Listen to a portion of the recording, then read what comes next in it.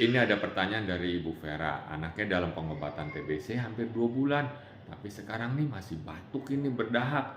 Mohon sarannya agar batuknya berhenti. Sayang ya ini tidak disebutkan umurnya berapa, karena kadang-kadang umur itu berhubungan dengan penyakit-penyakit tertentu. Anggap aja ini benar TBC ya. Jadi pada anak dengan TBC, umumnya tuh batuknya itu tidak seproduktif atau tidak sesering pada orang dewasa. Nah, jadi kalau batuknya sering atau produktif, nah itu ya sepanjang hari itu batuk. Nah, pada TBC, pada anak dengan TBC, itu batuknya itu makin hari makin berat dan makin sering. Nah, dengan pengobatan TBC, umumnya dalam 2 sampai 4 minggu, itu gejala-gejala TBC-nya itu akan membaik. Misalnya, batuknya akan makin berkurang, nafsu makannya mulai membaik, nah anak lebih aktif. Nah, lalu eh, gejala yang lain misalnya sebelumnya misalnya sering panas-panas, anget-anget, sekarang sudah tidak lagi. Nah, mungkin aja misalnya ini TBC ya, ada nggak penyakit yang lain yang menyertainya?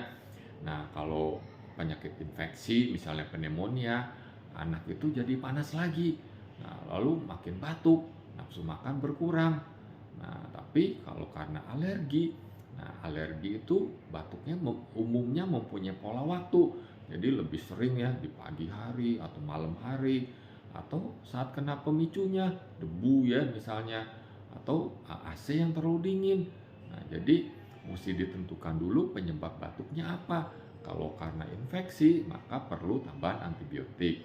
Nah, kalau karena alergi, ya kita kasih obat alergi sambil mencari tahu penyebabnya, hindari pemicunya agar nggak batuk-batuk. Nah, untuk sementara ya karena batuknya berdahak ya boleh aja kasih pengencer dahak. Nah, kalau dikasih obat pengencer dahak, umumnya dalam 2-3 hari awal dia akan makin batuk. Nah, sayangnya ini tidak disebutkan juga berat badannya, tinggi badannya. Nah, kalau karena alergi ya kasih obat alergi. Nah, coba diskusi lagi dengan dokternya. Semoga dapat menjawab ya.